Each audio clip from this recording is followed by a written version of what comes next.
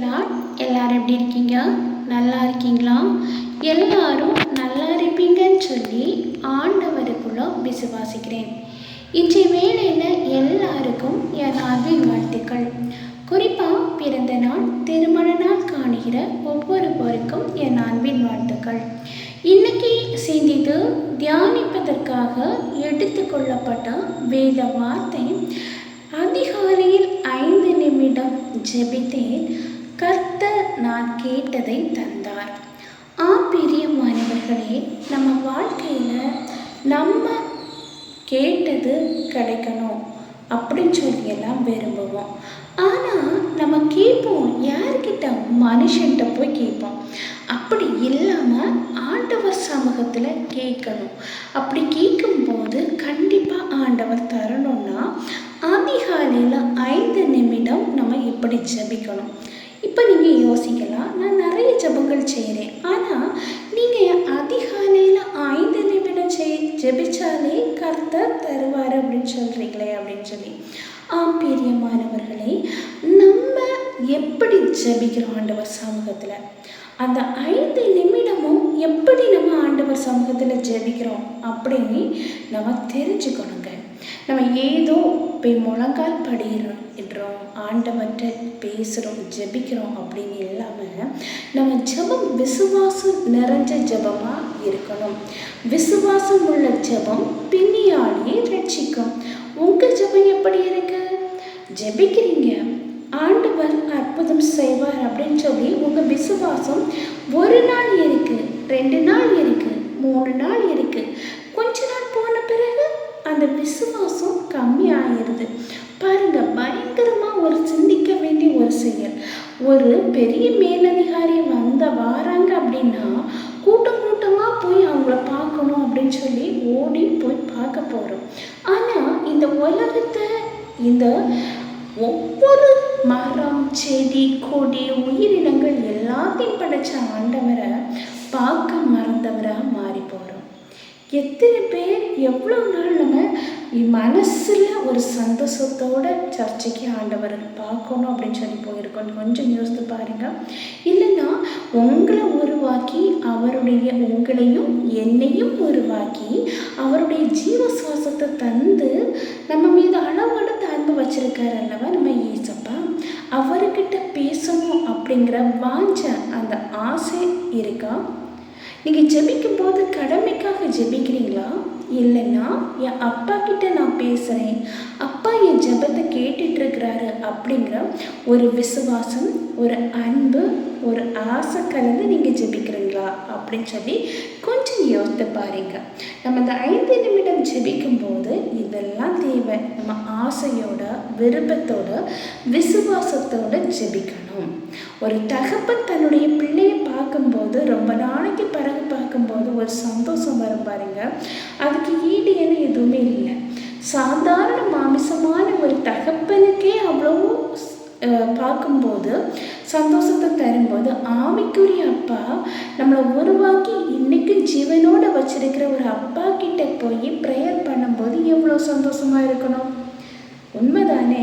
அப்படி நம்ம ஒருத்தருக்கு ஒருத்தர் ஆண்டவர் மீது அளவிடாத அன்பு, ஆசை எல்லாம் நம்ம வச்சு விசுவாசத்தோடு நம்ம அந்த 5 நிமிடங்கள் ஜெபிக்கும் போதே அந்த ஜெபத்தை ஆண்டவர் கேட்பாரு.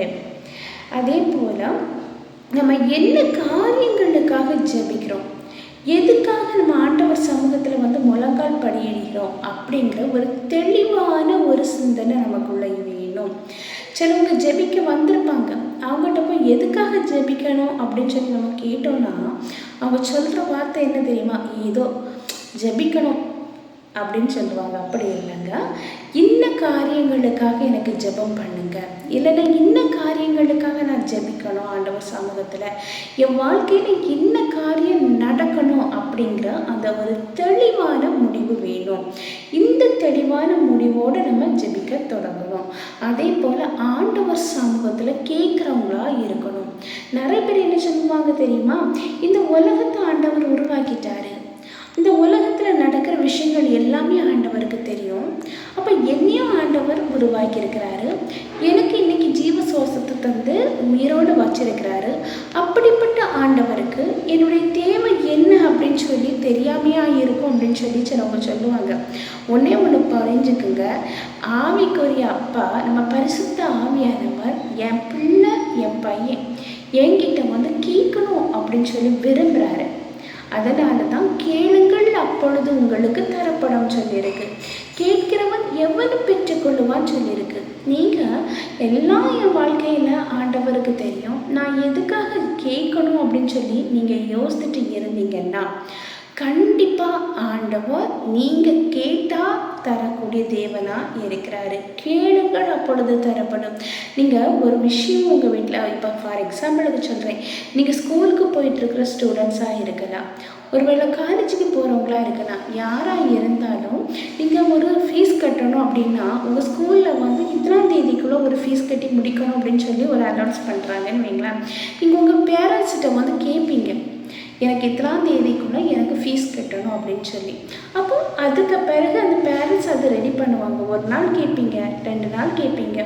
அவங்களால கட்ட முடியாத ஒரு சூழ்நிலையில் இருந்தால் கூட சரி பையன் வேறவன் நம்மளை ரொம்ப நம்பி வந்து கேட்குறான், அதனால் நம்ம கண்டிப்பாக இந்த ஃபீஸை கட்டணும் அப்படின்னு சொல்லி கேட்டுவாங்க. அதே போல் தான் உங்கள் வாழ்க்கையில் ஏதோ ஒரு காரியங்கள் நடக்கணும் அப்படின்னா நீங்கள் ஆண்டவர் சமூகத்தில் கேட்கணும். ஒரு நாள் இல்லை 2 நாள் இல்லைங்க, அந்த காரியங்கள் நடக்கிறது வர கேட்கணும். இப்படி நம்ம கேட்கும்போது கண்டிப்பாக ஆண்டவருக்கு சித்தமானால் நீங்கள் தாங்கன்னு கேட்குறது ரொம்ப நல்லது. ஏன்னா ஆண்டவருக்கு பிரியமே இல்லாத ஏதோ ஒன்று கேட்டுட்டு லாஸ்ட்டில் அது கிடைச்ச பிறகு அது நிமித்தமாக பல பாடுகள் உபத்திரங்கள் வரும்போது கண்ணீர் வடிக்கிற ஒரு சூழ்நிலை வரும். அதனால தான் இசப்பா உங்கள் வாழ்க்கையில் உங்களுக்கு சித்தமான செயல்களை எங்கள் வாழ்க்கையில் நடத்துங்க அப்படின்னு சொல்லி ஆண்டவர் சமூகத்தில் கேட்க மறக்காமல் கேட்டு பெற்றுக்கொள்ளவங்களா மாறணும். முதல்ல நான் என்ன சொன்னேன், விசுவாசத்தோடு கேட்கணும். 2வது என்ன சொன்னேன், அன்போட ஆசையோடு கேட்கணும். 3வது தெளிவாக இருக்கணும். 4வது ஒரு தகப்பன்ற பிள்ளை கேட்குறது மாதிரி அதை பெற்றுக்கொள்ளது வரை கேட்கணும்.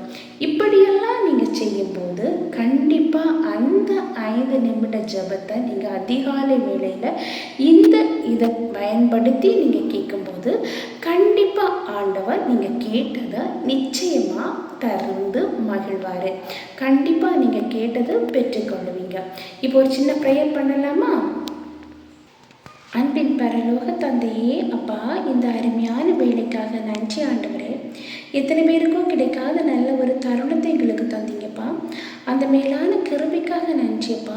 இப்பொழுதும் ஆண்டவரே, என்னோடு கூட சேர்ந்து ஜெபிக்கிற ஒவ்வொருவரையும் கண்ணோக்கி பாருங்கப்பா. வாழ்க்கையில் ஏதோ ஒரு பிரச்சனை நிமித்தமாக, கவலை நிமித்தமாக கண்ணீரோட ஜெபிக்கிற மக்கள் உண்டு ஆண்டவரே. அப்பா, கேட்கிறவன் எவனும் பெற்றுக்கொள்ளுவான் அப்படின்னு சொல்லியிருக்கப்பா. கேளுங்கள் அப்பொழுது உங்களுக்கு தரப்படும் அப்படின்னு சொல்லியிருக்கப்பா. அப்பா, என்னென்ன காரியங்களை அப்பா அவங்க வாழ்க்கையில் நடக்கணும்னு சொல்லி உங்ககிட்ட கேட்குறாங்களோ அந்த காரியங்களை நீங்கள் அறிஞ்சிருக்கீங்கப்பா. அவங்க வாழ்க்கையில் அந்த காரியங்களில் ஒரு பெரிய அற்புதம் செய்து அப்பா ஒரு பெரிய வெற்றி கிடைக்கப்பா நீங்கள் கிருபை பாராட்ட வேண்டும் என்று ஜெபிக்கிறப்பா. ஒவ்வொருவருடைய வாழ்க்கையிலும் ஆண்டவரே அற்புதம் நடக்கப் போவதற்காக நன்றி ஆண்டவரே. அதிசயம் செய்வதற்காக நன்றி. ஒவ்வொருவரையும் தாழ்த்தி உம்முடைய கரத்திலே ஒப்படைக்கிறேன். நீங்கள் பொறுப்படுத்து வழிநடத்தி செல்லுங்க. மீட்பர் இயேசுவின் மூலம் ஜெபம் கேளும் அன்பு நிறைந்த பரம தந்தையே, ஆமீன் ஆமீன். கர்த்தர் உங்கள் ஜெபத்தை கேட்டிருக்கிறாரு. கண்டிப்பாக ஆண்டவர் இந்த 5 நிமிட ஜெபத்தை அதிகாலையில் பண்ணும்போது நீங்கள் கேட்டதை கர்த்தர் பெற்றுக்கொள்ள கிருபை பாராட்டுவார். கர்த்தர் தாமே இவ்வார்த்தைகளை ஆசீர்வதிப்பாராக. ஆமீன் ஆமீன். ஹல்லேலூயா.